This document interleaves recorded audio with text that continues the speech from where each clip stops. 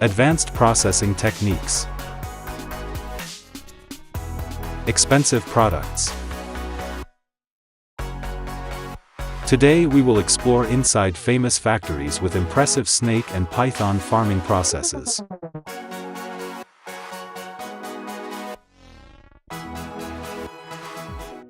Each farm has a full range of areas specifically designed for raising pythons. Farmers often design cages with wire mesh and sturdy wooden frames to ensure comfort. For pythons with the ability to climb high, strong and sturdy structures are needed to ensure safety.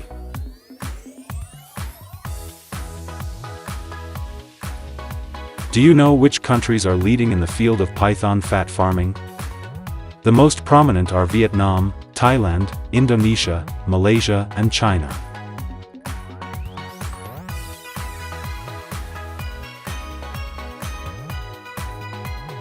After the eggs are collected, the ideal temperature and humidity are maintained in the hatching room, and when the baby snakes hatch, they are given special care and monitored for health.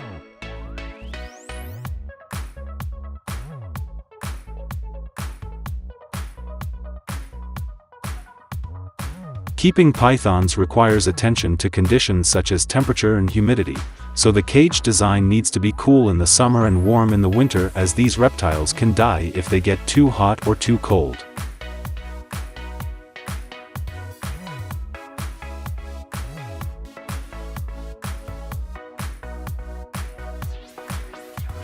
With an annual output of up to hundreds of tons.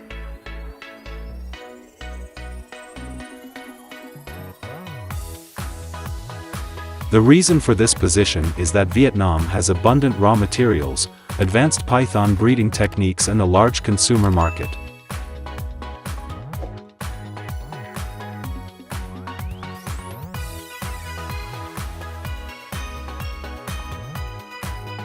Their remaining parts after removing the skin will be processed into special dishes.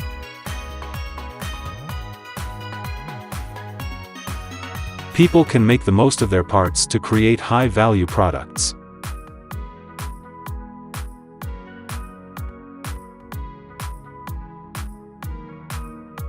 After removing the skin, fat and meat, a natural dyeing process is carried out using dyes from herbal plants. They are usually dried in the sun or dry environment. This drying condition helps the skin to retain its natural softness and shine, creating the final product with the most luxurious and unique beauty. With the high demand for python skin products, they have become a proud industry worth billions of dollars. The demand for python skin products brings in a large amount of income. Japanese people have been eating eel for thousands of years. Restaurants can sell 40 to 50 tons of eel each year, Japanese eel or Anguilla japonica. They can be found throughout East Asia. But overfishing and habitat changes have caused a major decline in eel populations since 1980. Keeping so many eels requires constant attention to the machine.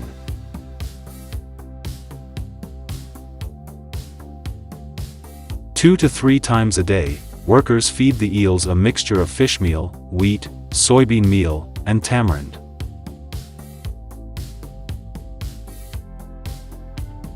Young eels, known as glass eels, are caught in the wild and raised on farms like this one.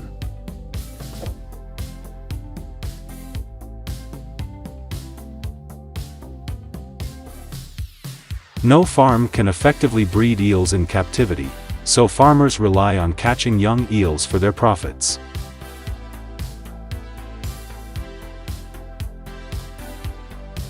After 6 to 12 months of work, the eels are large enough to sell, and workers unload them and sort them by size to determine where they will be sold.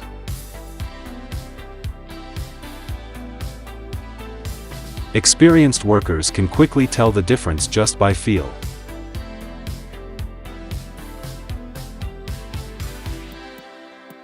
Some of these eels will be sent to restaurants like Sarajevo, which has been serving eel for over 150 years.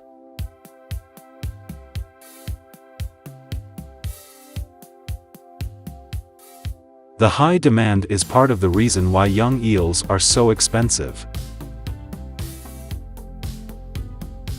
Workers process live eels to maintain freshness by removing bones and cutting them into the right size for skewering. Eel is eaten year-round in Japan, but consumption peaks in the summer.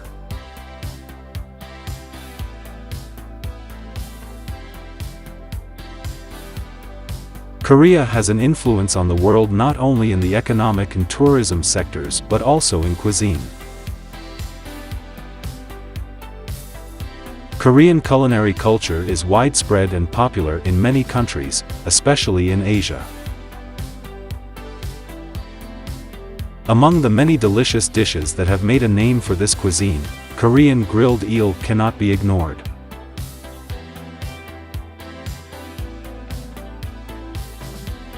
Wallyeosusun, located in Anong, Gyesangbuk-do, is a place to transport eels with a volume of 35 tons per year. In Korea, eel farms are raised in high-tech recirculation systems.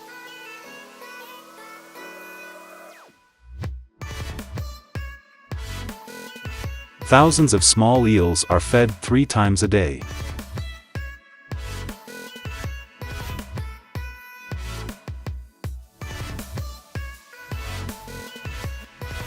The main food is industrial bran, and depending on the time, bloodworms and other foods are added to increase the eel's resistance.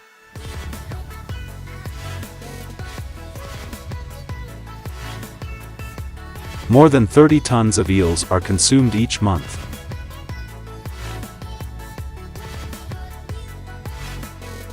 Fresh eels, from farms or from rivers or coastal areas.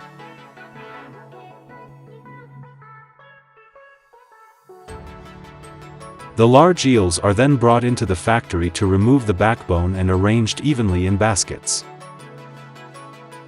The workers then take them out to roast them in the oven.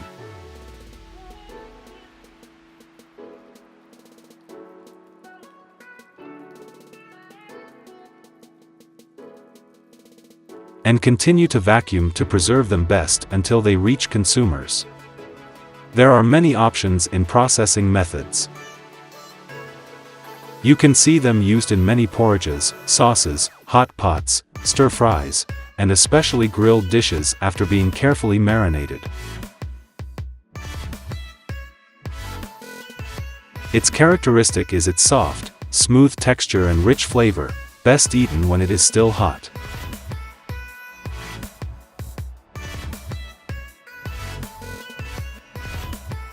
In Taiwan, farmers often buy baby eels in Japan to bring back to their farms.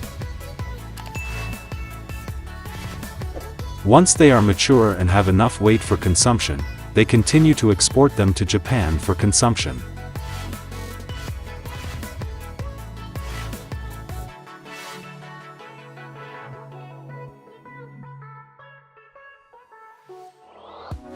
The giant eels are carefully selected.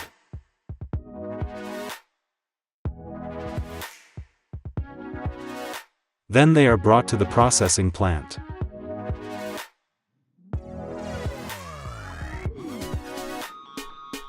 Oh my God! This eel is definitely the biggest one I know.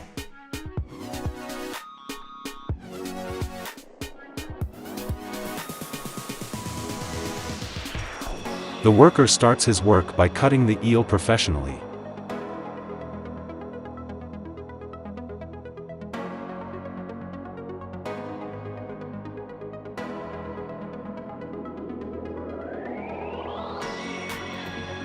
After removing all the spines and heads, the fresh and clean eel pieces are placed on the conveyor belt.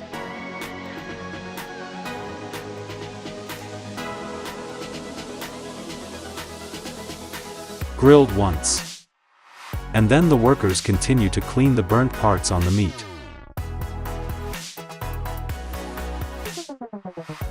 The eel pieces continue to be grilled again and then packaged by modern machinery in the factory. The eel produced here is not only fresh and tender, but also rich in EPA, DHA and collagen, has rich nutritional value and is suitable for all ages.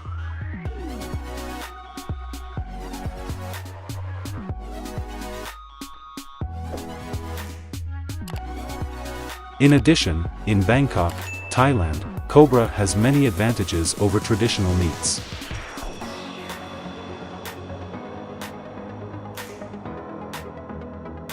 Promises to become a new source of protein as the world faces increasing demand for meat.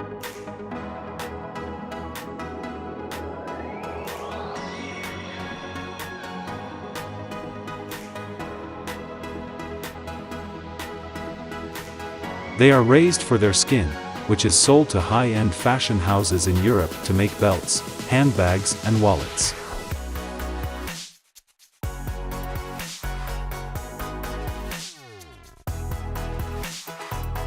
But some scientists believe the true value of cobras may lie in their meat.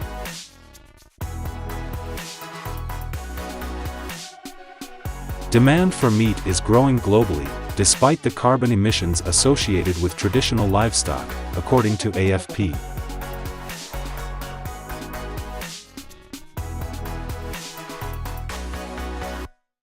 While a plant-based diet is often touted as the best alternative, many believe reptiles could offer another option.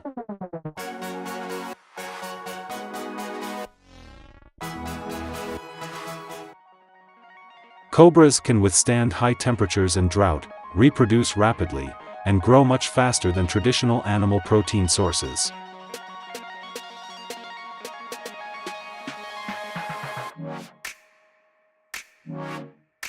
And consume much less food. Researchers estimate that there are at least 4,000 snake farms in China and Vietnam alone, with several million snakes.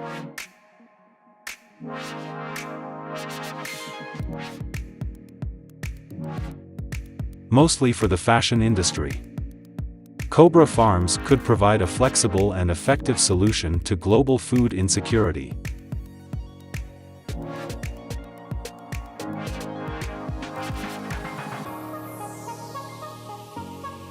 They are also used by people to soak in wine for medicinal purposes.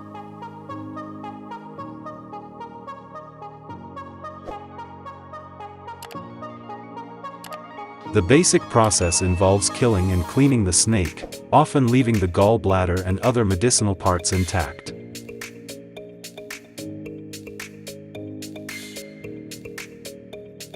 The snake is then placed upright in a special jar, which is then filled with rice wine or gluten rice wine with an alcohol content of 40 to 60%.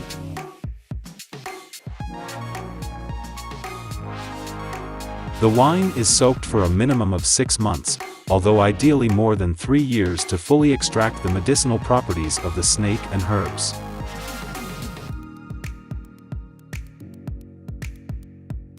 Snake wine is consumed in small amounts, usually 30 to 50 ml per day, and is said to help relieve arthritis and increase vitality.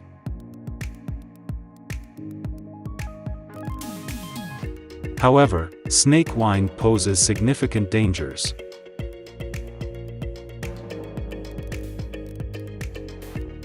Many snake bites occur when the snake is not killed before being placed in the jar and revives after hibernation for more than 3 years.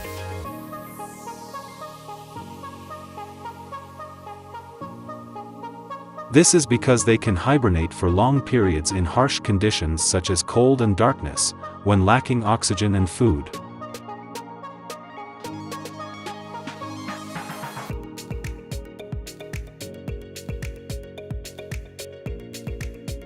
The most valuable product from cobras is probably their venom, a complex mixture of enzymes and toxins that has been called liquid gold.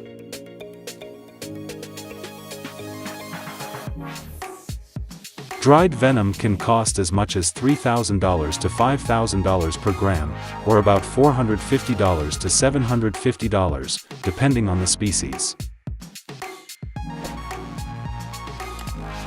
It is expensive because harvesting venom requires a high level of skill to handle a snakebite effectively and safely.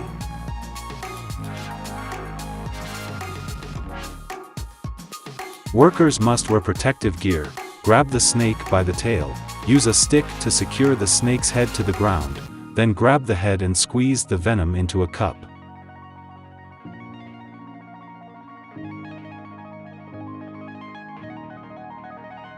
New handlers often have to endure several attempts before they master the technique.